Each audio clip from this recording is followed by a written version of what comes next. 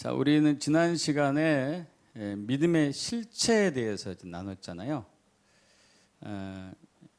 늘 반복해서 드리는 말씀입니다만은 점점 주의 재림이 가까워지면 가까워질수록 참 신앙과 거짓 신앙이 극렬하게 대립을 하고 있습니다. 그래서 이제 하나님께서는 우리가 진짜 신앙의 위에 있는지 참 믿음 위에 있는지 오직 진리만을 따르고 순종하는지를 알아보기 테스트하기 위해서 시험하기 위해서 우리에게 여러 가지 시험을 주셔요. 그것이 코로나일 수도 있고요, 어려운 환경일 수도 있고 또 성경이 말한 적그리스도일 수도 있습니다. 그래서 우리는 반드시 배도하지 않고 주님만 온전히 따르며 거룩한 신부로 단장되어서 오실 예수님을 맞이하기 위해서는 참 신앙 위에 세워져야 되죠. 근데 이제 우리가 참 신앙에 세워져야 한다는 것을 알면서도 잘 세워지지 않는 이유는 믿음의 실체를 잘 모르기 때문이죠.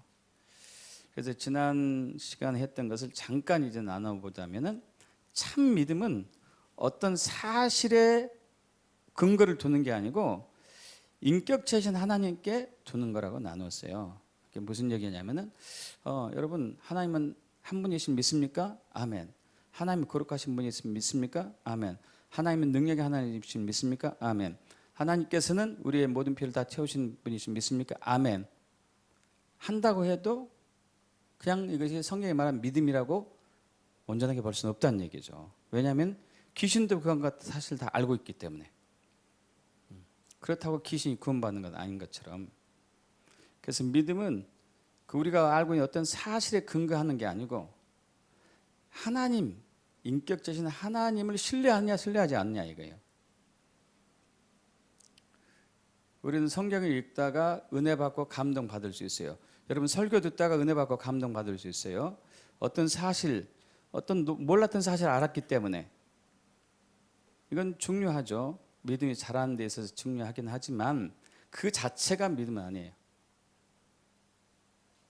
성경이 말한 그 하나님을 신뢰하는 것, 이것이 이제 믿음이거든요. 전적으로 하나님을 신뢰해야 돼요. 신뢰한다는 얘기는 막 믿고 의지해서 나를 맡긴다는 얘기거든요. 근데 부분적으로 하는 게 아니고 전적으로. 그래서 믿음은, 참 믿음은 모든 걸 걸어야 돼요. 하나님께 모든 걸 걸어야 됩니다. 그리고 매번 순간순간마다 거는 것을 얘기하는 것이죠. 자, 그런데 이러한 믿음을 갖기 위해서는 하나님의 은혜가 있어야 돼요.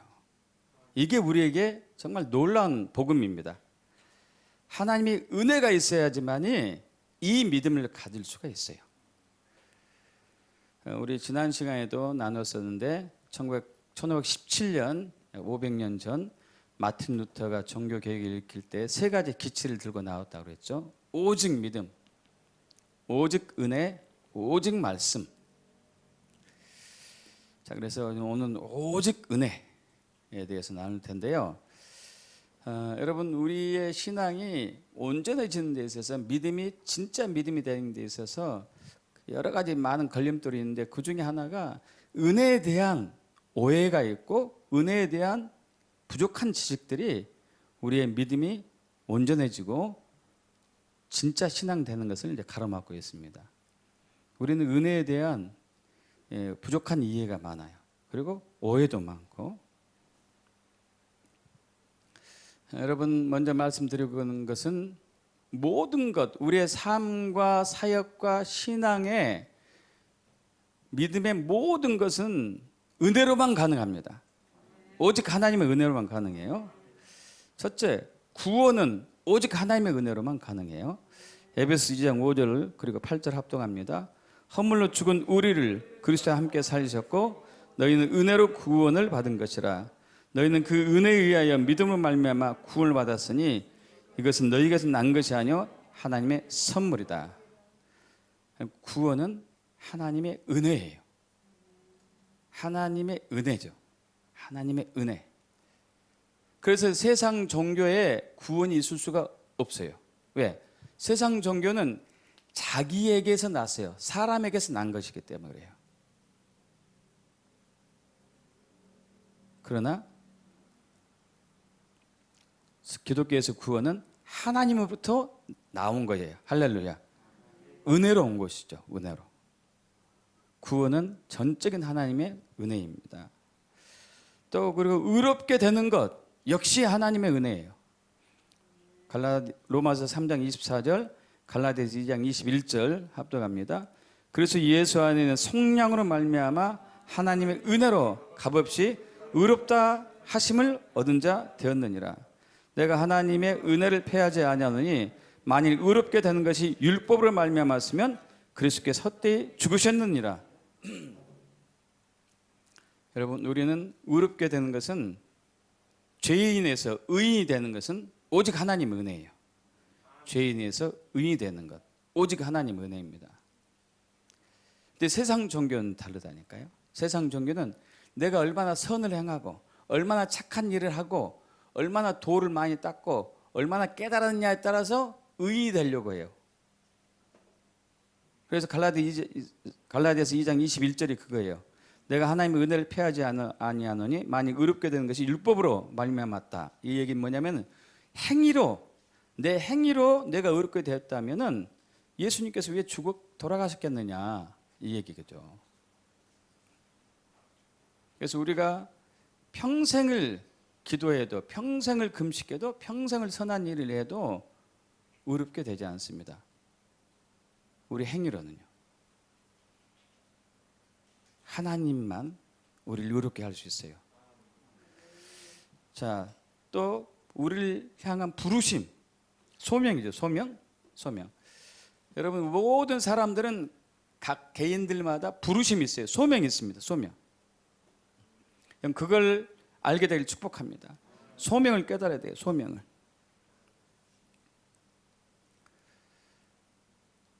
그 소명은 우리 행위에서 나오지 않아요. 은혜에서 이미 은혜로 예정해 주신 것이에요. 디모데후서 1장 9절 합독합니다. 하나님이 우리를 구원하사 거룩하신 소명으로 부르심은 우리의 행위대로 하심이 아니요 오직 자기의 뜻과 영원 전부터 그리스도 예수 안에서 우리에게 주신 은혜대로 하심이라. 할렐루야. 여러분, 저희가 이제 몇 번 간증 비슷하게 얘기했었는데요. 제가 예수 믿기 전 20대 후반에 예수 믿었는데, 그때 당시 제 아내하고 친정 언니하고 올케가 이제 어느 기도원에 갔었어요. 어떤 일 계기로 기도원에 갔었는데, 그 기도원 원장이 제 아내를 보더니 이런 얘기했어요. 당신 남편은 사람의 생명을 살리는 직업을 가졌는데 왜 하나님 모르느냐 그랬어요. 그래서 제가 그때 깜짝 놀랐습니다. 저 사람이 어떻게 나를 알고 있지? 나를 한 번도 본 적이 없는 사람인데, 만난 적도 없는데 어떻게 나를 알지? 이야, 귀신처럼 잘하네. 이랬었죠. 예. 그래서 그때 당시는 제가 약사라는 직업을 갖고 있었기 때문에 이것을 얘기하는가? 그렇게 이제 생각했었죠. 근데 나중에 알고 보니까 이제 사람의 생명을 살리는 것은 육적인 생명뿐만 아니고 영적인 생명을 살리는 것을 나중에 알게 됐죠. 근데 이것이 우리 행위대로 하심이 아니라니까요. 그분이, 그 기도원 원장이 나에 대해서 알았어요. 나의 부르심을 알았다니까요. 내가 예수 믿기도 전에.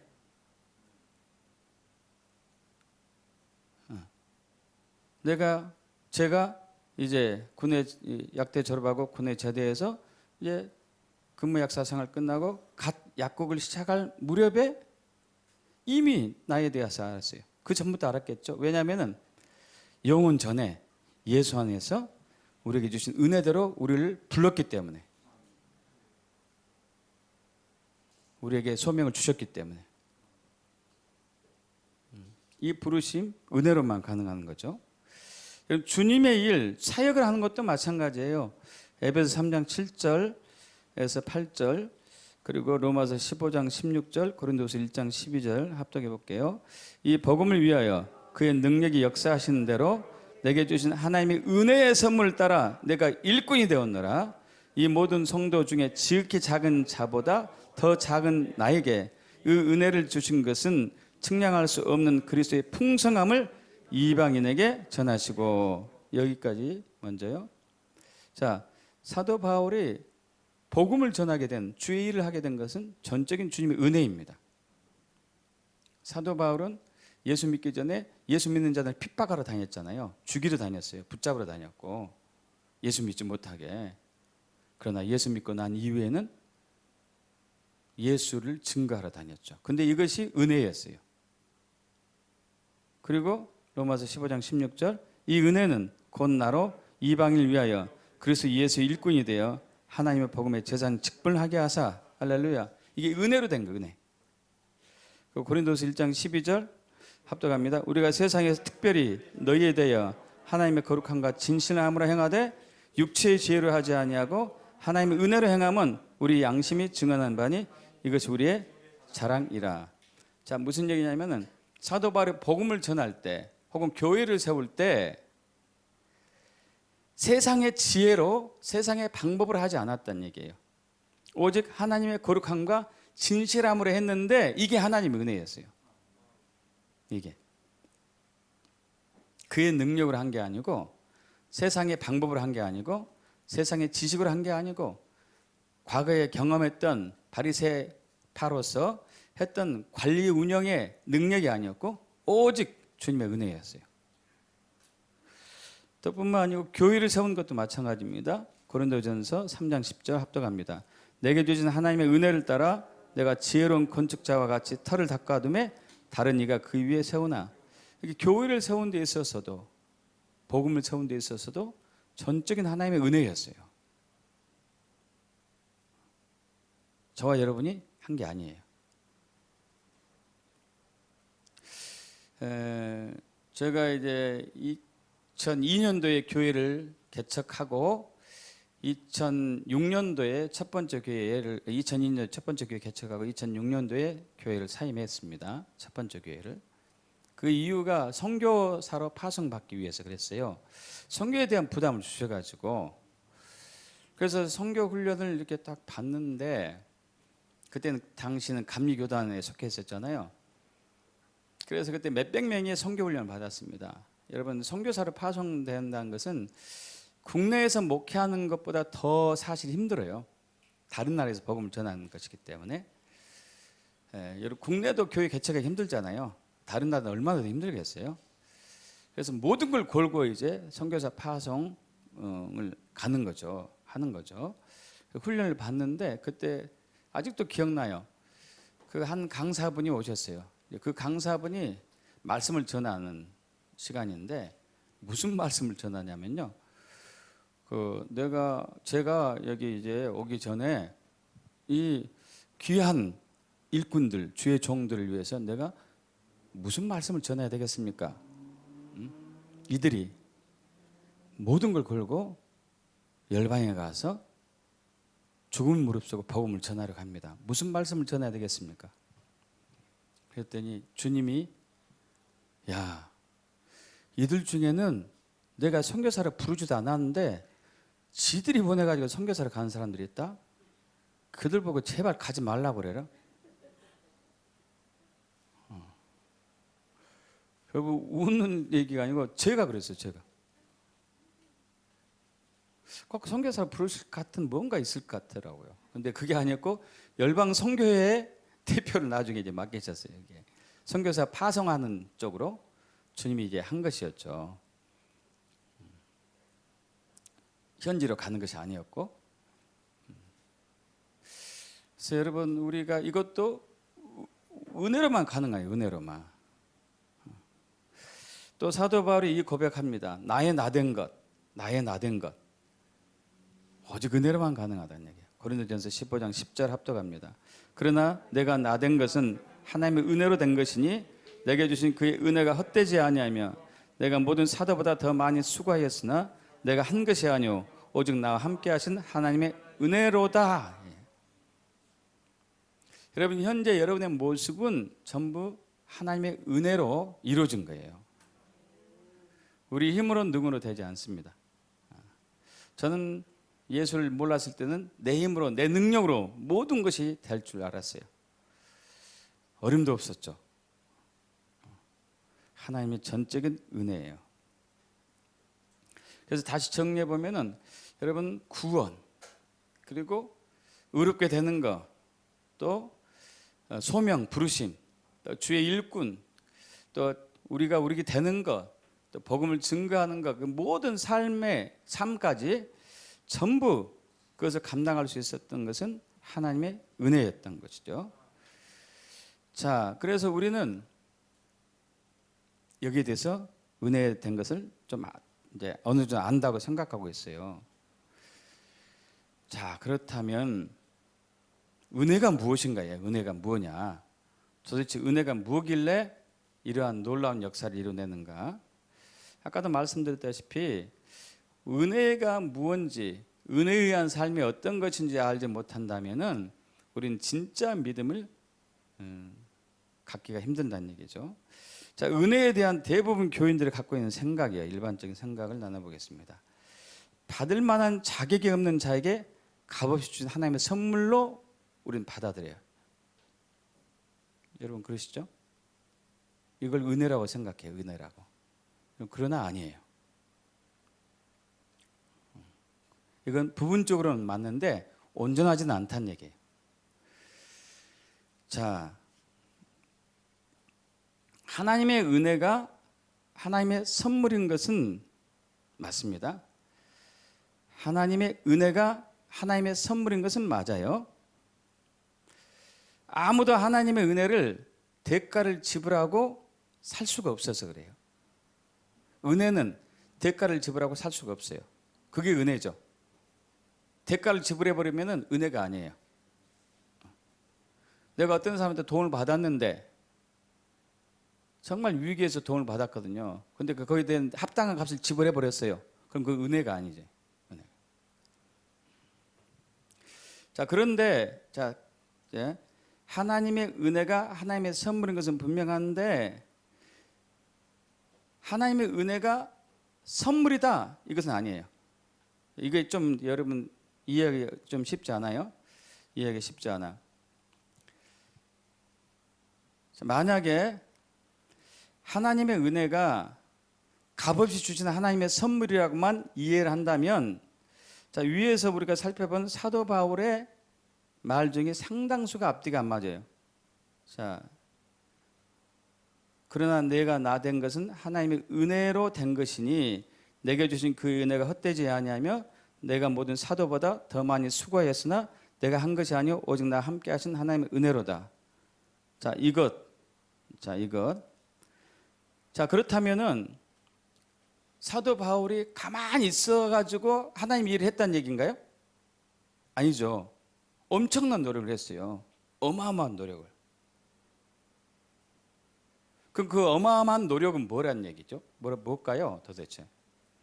어마어마한 노력. 누구보다도 열심히 했단 말이에요. 열심히.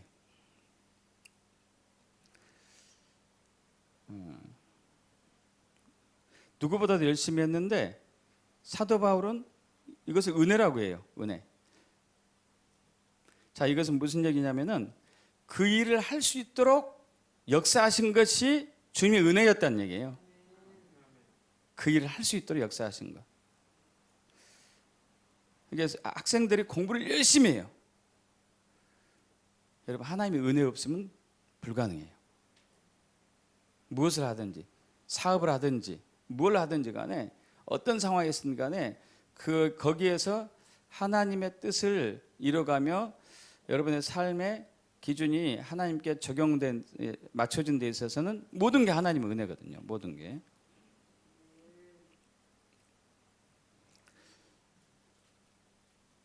우리가 은혜를 잘못 이해하면은 우리 노력과 우리 행위라고 그러죠. 행위. 우리의 행위와 은혜의 혼돈이 와요. 혼돈. 이제 좀 앞으로 나눌 텐데 은혜와 행위가 혼돈이 돼요. 우리가 행한 행위가 어디에서 비롯됐느냐 이거죠. 어디에서? 하나님의 은혜로 비롯된 것이냐 아니면 나의 열심으로 나온 것이냐. 여기에 따라서 우리가 은혜에 의한 삶을 살 수 있느냐, 아니면은 진짜 신앙을 갖는 은혜에 의한 삶을 살 수 있느냐, 아니면은 거짓 신앙으로 빠질 수 있느냐 하는 것이 가려지죠. 내 행위가 어디서 나왔는가, 내 열심이 어디서 나왔는지, 내 헌신이 어디서 나왔는지, 내 수고가 어디서 나왔는지, 그게 하나님의 은혜라는 얘기거든요. 한 가지 예를 들어볼게요. 자, 이제 지난 5월 5일 어린이날에 제가 이제 손주 녀석에게, 아들 손자에게 자동차를 남자애들 워낙 좋아하잖아요. 그래서 이제 자동차를 사줬습니다. 블루색으로. 블루색이라 막 얼마나 좋아하는지 몰라요. 레드는 싫대. 레드는 싫대. 그리고 이제 저하고 이렇게 자동차 경주하면 꼭 저한테는 레드를 줘. 빨간색 주고 자기는 파란색 갖고. 경주하지, 경주. 항상 블루가 이겨야 돼. 블루가. 레드가 이기면 큰일 나는 거예요. 바꿔서 하면 어떻게 하냐면 절대 안 바꾸는 거예요. 자, 제가 자동차를 이제 최신형을 선물했어요. 이 장난감 자동차는 손주 녀석이 어떤 수고한 대가가 있었습니까, 없었습니까? 없었어요.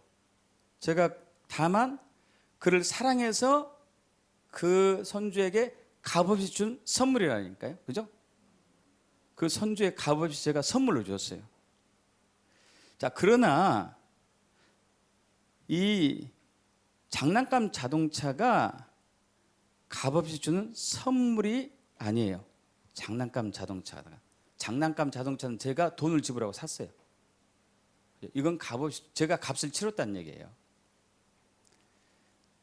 다시 얘기해서 하나님의 은혜가 하나님께서 우리에게 값없이 주는 선물이 맞긴 맞지만은 그것이 선물이 값없다는 것은 아니에요. 선물은 값을 치렀어요. 이해되시니까요? 피값을 치렀다는 얘기예요. 피값을 치러가지고 우리가 값없이 왔어요, 은혜가. 할렐루야. 이게 하나님의 은혜예요. 하나님은 피값을 치렀어요. 제가 자동차 살 때 돈의 값을 치렀던 것처럼, 돈을 벌려고 제가 수고를 했던 것처럼 하나님도 우리에게 은혜를 주기 위해서 대가를 지불했어요. 피값을. 그리고 그것을 우리에게 값없이 선물로 주셨을 거예요. 주셨어요. 우리는 은혜와 선물을 혼돈하면 안 돼요. 자, 그래서 은혜란 무엇인가 정리를 다시 하자면은 우리가 구원받고 우리가 의롭게 되고 우리가 우리의 부르심이 있고 또 부르심을 감당하고 그리고 또 우리가 하나님의 일을 하고 복음을 전하고 우리가 세상에 살고 우리가 하는 모든 것들 경건한 생활을 하게 하고 이런 것들을 할 수 있도록 하나님 아버지께서 예수 그리스도를 통해서 우리에게 주시는 성령의 능력이 바로 은혜예요. 은혜. 다시 말씀드릴게요. 자, 우리가 구원받았어요. 우리가 의롭게 되었어요. 우리가 천국을 가졌어요. 우리가 성령을 받았어요. 우리가 성화가 되고 있어요. 우리가 믿음이 계속적으로 자라고 있어요. 우리가 어떤 일을 열심히 꾸준히 하고 있어요. 우리가 어떤 무엇을 하든지 두려워하지 않고 있어요. 이 모든 것을 감당할 수 있도록, 이거 할 수 있도록 예수 그리스도를 통해서 우리에게 주신 성령의 능력이, 이 모든 것 성령의 능력으로만 가능하거든요. 이것이 은혜예요. 그리고 이것을 우리에게 값없이 주는 거예요. 예수 믿는 사람에게. 그래서 우리는 우리의 믿음, 참 믿음을 위해서 우리의 하나님 일을 하는 데 있어서 우리의 삶에 있어서 반드시 하나님의 은혜가 절실하게 필요합니다. 우리를 도우신 성령 하나님의 능력이 없이는 모든 것이 불가능해요. 그럼 우리 힘으로 해야 돼요. 우리 힘으로. 우리 힘으로는 안 되잖아요. 우리 힘으로. 근데 또 우리가 이제 은혜에 대해서 더 깊이 알아가야 될 게, 짚고 넘어가야 될 게 은혜와 아까 얘기한 행위에 대해서 좀 혼돈을 많이 해요. 은혜와 행위. 자, 나의 나 된 것은 이제 하나님의 은혜로 된 것인데 내가 다른 사도보다도 더 열심히 했던 것은 내가 한 것이 아니고 나와 함께 하신 하나님의 은혜예요. 자, 행위가 있어요. 행위가 있고 은혜가 있고. 자, 많은 사람들이 혼돈하고 있는 것 중에 하나가 바로 은혜와 행위와 은혜를 이제 혼돈하고 있죠. 자, 로마서 11장 6절과 고린도전서 15장 10절을 합독해 봅니다. 만일 은혜로 된 것이면 행위로 말미암지 않음이니 그렇지 않으면 은혜가 은혜되지 못하느니라. 고린도전서 15장 10절. 그러나 나의 나된 것은 하나님의 은혜로 된 것이니 내게 주신 그의 은혜가 헛되지 아니하여 내가 모든 사도보다 더 많이 수고하였으나 내가 아니요 오직 나와 함께 하신 하나님의 은혜로다. 자, 로마서 11장 6절을 우리가 한번 보자고요. 은혜와 행위가 서로 대립 관계에 있지 않습니까? 그죠? 반대편에 서 있어요. 반대편에.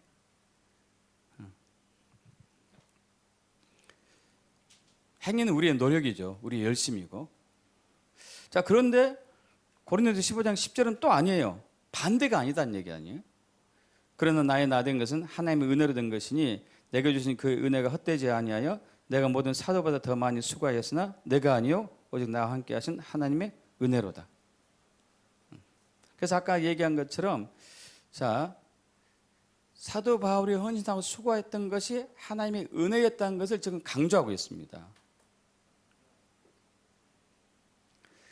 자, 우리가 다시 한번 이제 은혜와 행위에 대해서 더 자세히 짚고 넘어가야 할 것 같은데, 자, 갈라디아 2장 16절, 갈라디아 3장 10절, 갈라디아 5장 4절 합독해 볼 텐데요. 사람이 의롭게 되는 것은 율법의 행위로 말미암이 아니요 오직 예수 그리스도를 믿음으로 말미암은 줄 알므로 우리도 그리스도 예수를 믿나니 이는 우리가 율법의 행위로서가 아니고 그리스도를 믿음으로 의롭다 함을 얻으려 함이라. 율법의 행위로서는 의롭다 함을 얻을 육체가 없느니라. 무릇 율법 행위에 속한 자들은 저주 아래 있나니 기록된 바 누구든지 율법책에 기록된 대로 자기를 항상 행하지 아니한 자는 저주 아래 있는 자라 하였습니다. 율법 안에서 의롭다 함을 얻으려 하는 너희는 그리스도께서 끊어지고 은혜에게서 떨어진 자로다. 자, 행위와 은혜가 좀 상반되는 것처럼 이렇게 우리가 비춰지고 있습니다. 율법의 행위라는 얘기는 성경에 나온 그 하나님 말씀대로 내가 지키며 사는 것이에요. 거짓말하지 않고 토색하지 않고 탐욕하지 않고 11조하고 기도하고 복음 전하고 뭐 이렇게 사는 것. 이걸로 우리가 의롭게 되지 않는다는 얘기예요. 이것으로 우리가 의롭게 되는 것은 오직 예수 그리스도를 믿는 믿음으로만 의롭게 되는 것이에요. 왜냐하면 예수님의 안에 저와 여러분의 죄를 포함한 모든 세상 죄를 예수님께 다 전가시키고 그 죄를 가지고 예수님이 십자가에서 죄값을 치르셨고 그리고 죽으셨고 부활하셨기 때문에 그 순간에 우리 안에는 죄가 처리가 된 것을 얘기하잖아요. 그죠? 그리고 이것을 믿을 때 우리 안에 죄가 다 사라졌음을 주님은 인정을 해주는 거죠. 예수님 때문에 인정해 준단 말이에요. 근데 만약에 우리가 우리 열심을 통해서 이것을 조금 부분이나마 돌고자 한다면 이것은 그리스도께서 끊어지고 은혜에게서 떨어진다고 얘기하는 거예요. 그래서 아무 상관이 없다. 그래서 여기 우리 누가복음 이제 18장의 9절 이하에 보면은 자기를 스스로 의롭다고 여기는 바리새인이 기도하러 성전에 올라갔고 또 자타가 공인한 죄인 세리가 기도하러 교회에 갔었을 때 성전에 갔었을 때에 바리새인이 이렇게 기도하잖아요. 주여, 나는 다른 사람과 같이 토색하지 아니하고 불의하지 아니하고 간음하지 않습니다. 나는 소득의 11조 드리고 일주일에 2번 금식합니다. 율법의 행위를 잘 지킨 것을 주님께 내세웠어요. 이제 하나님의 일을 받지 않았어요. 너 의롭지 않다 그랬어요. 그런데 세리는 자타가 공인한 죄인인데 그는 이렇게 기도하죠. 주여, 저를 불쌍히 여겨 주시옵소서. 저는 죄인으로서이다. 저를 긍휼히 봐주세요. 저희 죄를 용서하소서. 근데 이 세리의 기도를 받으셨어요. 그를 의롭다고 인정한 거죠. 의롭다고. 왜냐하면 바리새인은 자기의 율법 행위를 붙들고 주님 앞에 나왔기 때문에 그래요. 내가 이렇게 좋은 일 했습니다. 내가 이렇게 선한 일을 했습니다. 내가 이렇게 열심히 노력했습니다. 내가 교회에서 봉사하고 충성했습니다. 그러니까 나는 어렵습니다. 이게 자기 의라고 그러죠. 근데 세리는 그러지 않았어요. 주여, 저는 부족합니다. 그러나 하나님이 긍휼하신 하나님이시는 믿습니다. 그 긍휼하신 하나님, 저를 긍휼히 봐주고 용서해 주옵소서 하고 하나님을 신뢰한 거죠. 그죠? 하나님을 신뢰했어요. 바리새인은 자기 율법 행위, 자기 노력한 것을 신뢰했어요. 내가 이렇게 열심히 했습니다. 이걸 가지고 온 거예요. 그래서 이게 거짓 신앙이라는 얘기죠. 근데 세리는 하나님을 신뢰한 거예요. 하나님. 하나님이 긍휼하신 분이고 은혜의 하나님을 신뢰한 거죠.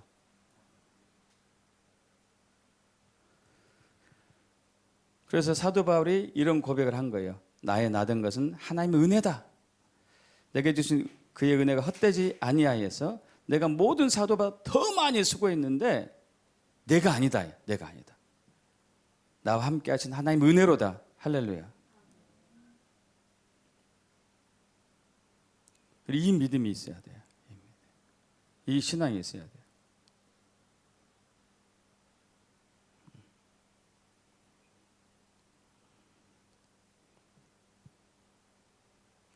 그래서 제가 가끔 우스갯소리 이런 얘기 하잖아요. 이제 저번에 저희 교회를 떠난 그분이 이런 얘기했어요. 목사님, 제가 사업만 잘 되면은 목사님 차 한 대 뽑아줄게요. 겉으로는 표현 않죠. 속으로는 아이고 그거 거짓신앙인데. 자기 힘으로 하려고 하는 거. 자기 힘으로 하려고 하는 거. 자, 그래서 우리는 하나님의 은혜를 정확히 이해하고 항상 은혜를 받으며 살아가야지만이 진짜 신앙으로 들어갈 수 있어요. 그렇게 축복합니다. 그러면 어떻게 하면은 매일매일 은혜의 삶을 살고 참신앙을 세워줄 수 있는 것인가? 그 은혜의 삶에서 모든 삶들이 풍성하게 되는지를 좀 알아볼 필요가 있겠죠. 어떻게 은혜를 늘 누리며 살 수 있는가? 첫째는 믿음이에요. 믿음. 어떤 믿음이냐? 하나님은 은혜의 하나님을 믿어야 돼요. 은혜의 하나님. 노하기를 더디하시고 용서하시고 진실하시며 오래 참으시며 천대까지 은혜를 베푸신 하나님. 은혜의 하나님이세요. 베드로전서 5장 10절, 에베소 1장 7절, 에베소 2장 7절 합독해 볼까요? 모든 은혜의 하나님 곧 그리스도 안에서 너희를 부르사 자기의 영혼의 영광에 들어가신 이가 잠깐 고난 받은 너희를 친히 온전케 하시며 굳게 하시며 강하게 하시며 더를 견고하게 하시리라. 우리가 그리스도 안에서 그의 은혜 풍성함을 따라 그의 피로 말미암아 구속 곧 죄 사함을 받았으니 이는 그리스도 예수 안에서 우리에게 자비하심으로써 그 은혜의 적의 풍성함을 오는 여러 세대에 나타내려 하심이라. 자, 모든 은혜의 하나님, 모든 은혜의 하나님, 구원에 있어서도 그렇게 하는 데 있어서 소명에 있어서도 우리가 우리 된 것에 있어서 주의 일을 하는 것에 있어서도 우리가 살아가는 데 있어서 모두가 은혜다. 이 은혜의 하나님 우리가 믿어야 돼. 근데 그 은혜가 풍성함을 믿어야 돼요. 할렐루야. 풍성하신 분이 은혜가. 믿습니까? 풍성해야 돼. 풍성해. 여러분, 지금 우리가 목이 말라요. 목이. 물이 당장 없습니다. 그런데 우리의 컵이 딱 하나가 있어요. 그리고 하나님 물을 주셨어요. 목마른 우리에게. 얼마만큼의 물을 주셨을까요? 바다만큼 물을 주셨어요. 다 마실 수 있어요, 여러분? 못 마셔요, 못 마셔. 그렇게 많은 은혜를 우리에게 주시는 풍성하신 하나님, 은혜가 풍성하신 하나님을 신뢰해야 돼요. 하나님 은혜가 풍성하신 분이십니다. 그래서 세리의 기도를 주님이 받으신 목적이 그거예요. 나를 불쌍히 여겨주세요. 나를 긍휼히 여겨주세요. 왜? 당신은 은혜의 하나님이시니까. 할렐루야. 당신 은혜의 하나님이시니까 나를 긍휼히 여겨주세요. 두 번째는 우리 예배를 통해서 은혜의 보좌 앞으로 가야 돼요. 은혜의 보좌 앞으로. 예배를 통해 가지고 여러분 수시로 예배를 그래서 드려야 돼요. 은혜를 받지 않으면 우리는 한순간도 살아갈 수가 없는데 예배를 잘 안 드리려고 그래요. 예배를. 겨우 주일날 오전 예배 하나로 면피하려고 하는. 면피라는 표현은 좀 이상하네. 이것은 고도리에서 나온 단어 아닌가 모르겠네.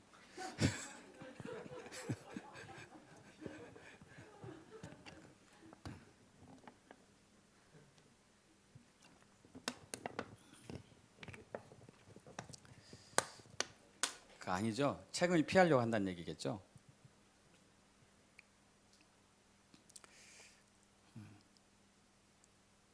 그럼 우리는 은혜를 갈망하면서 은혜의 자리에 오진 않아요.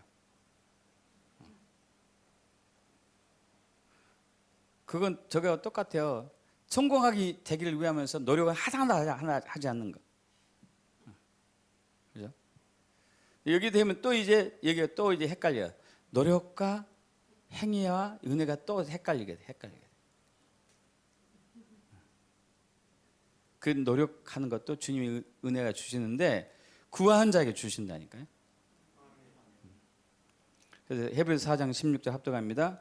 그러면 우리는 긍휼하심을 따라 때를 따라 돕는 은혜를 얻기 위하여 은혜의 보좌 앞에 담대히 나아갈 것이니라. 여러분 주님은 우리에게 때를 따라 은혜를 주십니다. 수시로 은혜를 주셔요. 수시로. 우리는 순간순간 은혜예요. 순간순간.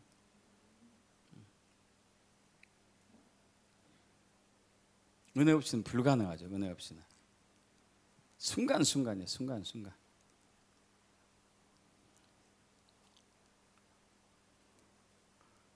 최근에 이제 2주 전에 지난 한 열흘 전이다 되겠네요.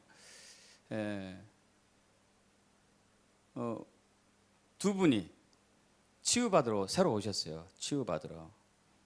근데 여러분 잘 아시다시피 이제 치유 환자들 딱 스케줄을 찾기 때문에 자리를 찾기 힘들잖아요. 근데 어떻게 해가지고 수요일 날 한 분, 토요일 날 한 분 딱 집어넣었어요. 두 분 친구거든요. 그래서 이제 두 분이 그러는 게 같은 날 해주면 안 되겠습니까? 이거 불가능하죠. 불가능해. 왜? 딱딱 자기 스케줄 맞춰가지고 자기 치유받은 시간을 정해놨는데 그 사람을 이렇게 하고 하는 게 사실 이제 부담스럽거든요. 저는. 그래서 불가합니다. 혹시 토요일 날에 한 분이 빠지면은 이제 가능한데 아직 빠질 사람 없습니다. 그리고 이제 보내고 나는데 1시간 후에 문자가 왔어요. 토요일 날 치유받는 분이었는데 목사님 한 달 동안 제가 못 나올 것 같아요. 놀랍지 않습니까? 1시간 만에 해결됐어요. 1시간 만에. 하나님의 은혜로. 저는 불가하다고 그랬거든요. 근데 하나님의 은혜로 된 거예요. 하나님의 은혜로. 그래서 어제 이제 처음 치료 받았는데 얼마나 그냥 좋아하시는지. 오랫동안 이렇게 치료 받았어도 이런 치료는 처음 받아봤으니까. 이렇게 빨리 회복된 것은 처음 경험했으니까. 여러분 우리는 수시로 은혜의 보좌 앞에 가야 돼요. 수시로 기도의 자리로 가야 돼요. 수시로 예배의 자리로 가야 돼요. 거기에서 은혜가 나와요. 하나님 보좌에서 은혜가 나오니까 믿습니까? 하나님이 앉으신 그 보좌에서 은혜가 나오니까 그 예배죠. 기도하는 것이고. 또 세 번째는 오직 예수님만 의지해야 돼요. 오직 예수님. 이거 반대로 무슨 얘기냐면 여러분의 행위를 의지하지 말라는 얘기예요. 여러분의 열심, 여러분 노력을 의지해서 오지 말라는 얘기예요. 저는 참으로 교만하고 건방지게 예수 믿기 초창기에 교회에 이제 이렇게 다니게 되었는데 이런 마음이 들더라고요.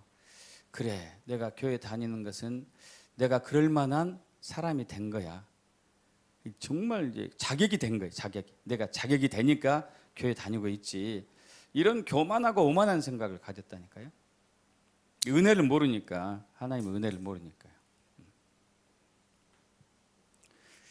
여러분 모든 것은 예수님부터 나옵니다. 믿습니까? 에베소 1장 2절에서 7절 합독합니다. 하나님 우리 아버지와 주 예수 그리스도로부터 은혜와 평강이 너희에게 있을지어다. 우리 주 예수 그리스도의 아버지께서 그리스도 안에서 하늘에 속한 모든 신령한 복을 우리에게 주시되 곧 창세전에 그리스도 안에서 우리를 택하사 그 깊으신 뜻대로 우리를 예정하사 예수 그리스도로 말미암아 자기의 아들들이 되게 하셨으니 이는 그가 사랑하신 자 안에서 우리에게 거저 주시는 바 그의 은혜의 영광을 찬송하게 하려는 것이라. 우리는 그리스도 안에서 그의 은혜의 풍성함을 따라 그의 피로 말미암아 속량 곧 제사함을 받았느니라. 여러분 모든 게 그리스도 안 그렇게 얘기하고 있죠. 예수 안에서요. 예수 안에서 은혜와 평강이 넘치는 거고, 예수 안에서 우리가 하늘에 속한 신령한 복을 받는 것이고, 예수 안에서 우리는 택하심을 받았고, 예수 안에서 우리가 소명도 부르심도 받았고, 예수로 말미암아 하나님의 아들이 되었고, 예수로 말미암아 하나님을 찬송하게 되었고 예배하게 되었고, 믿습니까? 예수 안에서 죄사함, 속량, 구원을 받았고, 모든 게 예수. 그래서 우리는 예수의 피를 붙들고 은혜의 보좌 앞으로 가야 돼요. 예수의 피를 붙들고 은혜의 보좌로. 자, 히브리서 4장 14절에서 16절 합독합니다. 그러므로 우리에게 큰 대제사장이 계시니 승천하시니 곧 하나님의 아들 예수시라. 우리가 믿는 도리를 굳게 잡을지어다. 우리에게 있는 대제사장은 우리의 연약함을 동정하지 못할 리가 아니요 모든 일에 우리의 똑같이 시험을 받으신 이로되 저는 없으시로다. 그러므로 우리는 긍휼하심을 받고 때를 따라 돕는 은혜를 얻기 위하여 은혜의 보좌 앞에 담대히 나아갈 것이니라. 16절에 은혜의 보좌 앞에 담대히 나아갈 때 14절과 15절을 필요해요. 대제사장이신, 큰 대제사장이신 예수를, 하나님 아들 예수 그리스도를 의지해라. 그럼 구약에서는 하나님의 은혜를 받는 날이 따로 있었습니다. 하나님의 은혜를 받는 날이 따로 있었어요. 그것은 바로 큰 은혜를 받는 날이 대속죄일이었어요. 1년에 한 번 있는. 대속죄일 때 성막에 들어가서 성전 뜰을 지나 성소를 지나 그 다음에 휘장을 걷고 지성소 안에 들어가서 대제사장이 거기서 하나님의 은혜를 받아가지고 이스라엘에게 은혜를 줘요. 그런데 이 성전은 거룩한 성전이었기 때문에 대제사장이 죄가 있는 상태에서 들어가게 되면 가끔 죽는 일이 있었어요. 지성소 들어가서 죽었어요. 그런데 사람들이 아무리 기다려도 대제사장이 들어간 대제사장이 하루가 지나도 안 나오니까 왜 안 나오지 하고 들어갔다가 그 사람도 죽고 말았어요. 왜? 그 지성소는 굉장히 거룩한 곳이기 때문에. 그래서 나중에는 이제 그 대제사장이 들어갈 때 발에다가 노골 묶고 방울을 달고 들어갔어요. 방울. 그래서 이제 한참 지나도 이렇게 안 나오면은 사람들이 이렇게 당겨봐요. 그래서 아무 반응이 없으면 죽었구나 하고 밧줄을 끄집어 당겼죠. 제사장 발목에 묶고는 밧줄을 끄집어 당겨요. 그래서 이제 그를 죽임을 당하지 않고 죽은 대제사장을 끌고 나올 수 있었던 것이죠. 그러니까 대제사장이 이스라엘 백성들에게 은혜를 주신 하나님께 은혜를 받기 위해서 1년에 한 번 들어가는데 얼마나 두렵겠어요. 죽으니까. 그런데 신약에 와서는 달라져요. 왜? 예수 그리스도 이름만 있으면, 예수 그리스도 신뢰하면은 우리는 은혜의 보좌가 있는 지성소에 들어갈 수가 있는 거죠. 예수 그리스도를 신뢰하게 되면, 예수 그리스도를 의지하면. 근데 우리가 이때 들어갈 때 나의 공로를 의지하면 은혜의 보좌 앞에 못 들어가는 거예요. 그래서 우리는 예수만 의지해야 되는 거죠. 예수만. 할렐루야. 우리의 노력으로는요 절대 지성소에 못 들어가요. 구약에서는 죽었다니까요. 죄 지은 상태에 들어가면. 신약에서는 예수의 피가 우리의 죄를 가리기 때문에 우리가 들어갈 수 있는 거죠. 할렐루야.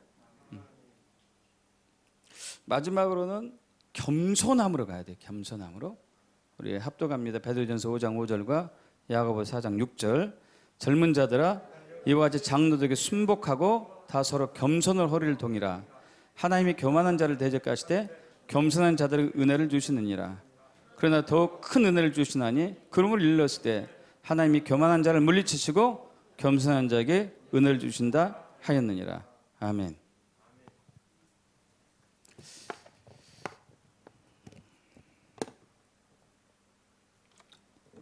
잘 아시다시피 하나님이 겸손한 자에게 은혜를 주시죠. 그래서 하나님의 은혜를 받기 위해서는 반드시 겸손함을 가지고 나가야 돼요. 반대로 교만한 자를 하나님이 대적하십니다. 여러분, 사람이 대적하는 것도 힘든데 하나님이 대적하면 얼마나 힘들겠어요? 그러지 않겠습니까? 하나님이 우리를 대적하면 얼마나 힘들겠어요? 근데 겸손은 뭐고 교만은 뭘까요? 뭐가 겸손이죠? 많은 성도들이 교만과 겸손에 대해서 잘못 이해한 부분이 있습니다. 어떤 사람들은 겸손을 이렇게 해석해요. 그저 자기는 아무것도 할 수 없고 소극적으로 물러서는 것을 겸손이라고 생각하기도 해요. 또 다른 사람들은 사람들 앞에서 크게 허리를 공손하게 굽히며 인사하는 것을 겸손이라고 생각하기도 합니다. 그럼 이건 성경이 말하는 겸손은 아니에요.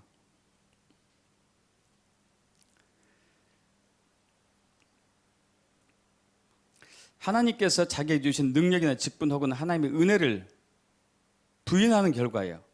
자, 저는 아무것도 할 수 없어요. 아직은 때가 안 된 것 같아요. 뭐 이런 얘기들. 우리 이런 얘기 많이 하지 않아요? 여러분도? 그것은 누구 힘으로 한다는 얘기예요? 내 힘으로 한다는 얘기거든요. 내 힘으로. 여러분, 하나님의 일은 사람의 힘으로 감당할 수 없어요. 죽은 자를 살리는 거 어떻게 사람의 힘으로 감당합니까? 귀신을 쫓아내는 거 어떻게 사람의 일을 감당해요? 물고기 2마리하고 보리떡 5개로 5,000명을 먹이는 거 장정들만 어떻게 사람의 힘으로 감당해요? 그건 안 되거든요. 하나님의 은혜로만 감당하는 것이지. 그래서 성경이 말하는 겸손, 그 참된 겸손은 저와 여러분 안에 하나님을 기쁘시게 할 만한 어떤 선함도 없는다는 것을 먼저 깨달아야 돼요.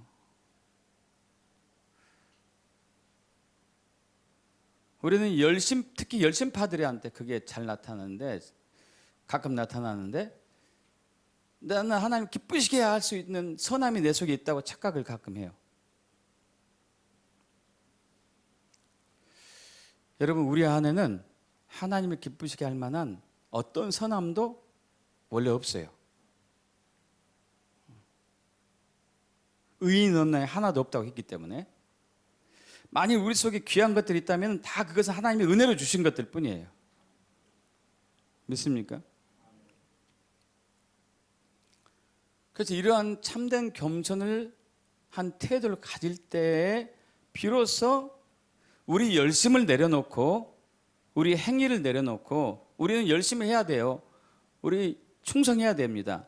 근데 이것을 붙들으면 안 돼요. 문제는 이걸 내려놓고 오직 십자가만을 의지하고 은혜의 보좌 앞에 갈 수 있는 거죠.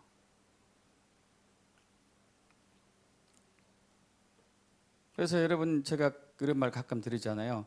한 주간 동안 매일매일 기도하고 매일 성경 읽고 전도도 열심히 하고 거짓말도 안 하고 남한테 다툼도 없는 상황에서 주일날 교회 나와서 예배할 때 하고 또 너무 바빠가지고 힘들어가지고 성경도 한 번도 못 보고 그리고 기도도 하지도 않고 전도는 그냥 사람과 싸우기만 하고 이런 상황에서 주일날 교회에서 나올 때 우리의 마음의 태도가 다르다면은 우리는 우리 열심을 의지한 거예요. 우리 열심, 우리 공로를 의지한 거예요. 우리는 열심을 했든 열심을 못 냈든 간에 예수만 의지하고 보좌 앞으로 가야 되거든요. 열심을 했다면은 열심을 주신 주님을 찬양합니다. 그러나 이를 내려놓고 주님께 나아갑니다. 열심하지 못했다면은 제가 게으른 것을 십자가에 놓습니다. 용서하시옵소서. 그리고 은혜의 보좌 앞에 나아갑니다. 뭐든지 우리는 십자가를 붙들고 예수께 나가야 되거든요. 보좌 앞에 나가야 되죠. 보좌 앞에.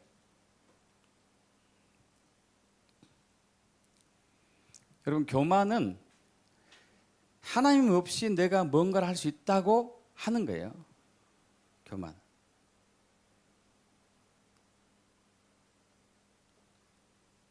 제일 많이 오는 시험 중에 하나가 주일날 일하는 거예요. 주일날 일하는 거. 제일 많이 오는 시험 중에 하나.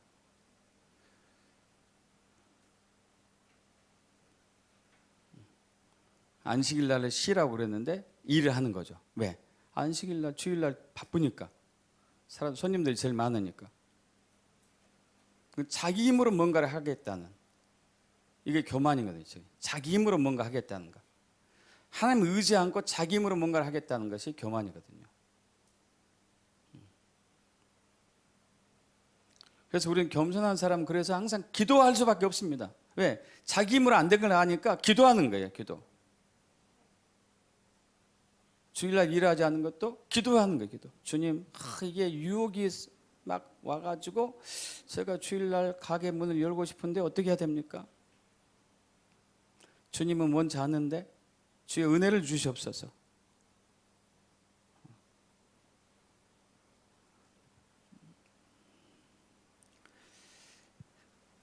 여러분, 우리의 신앙이 이제 점점 자라면서 우리는 믿는 자에게 능치 못할 일이 없다는 그 믿음으로 이제 살아가게 되는 것이죠.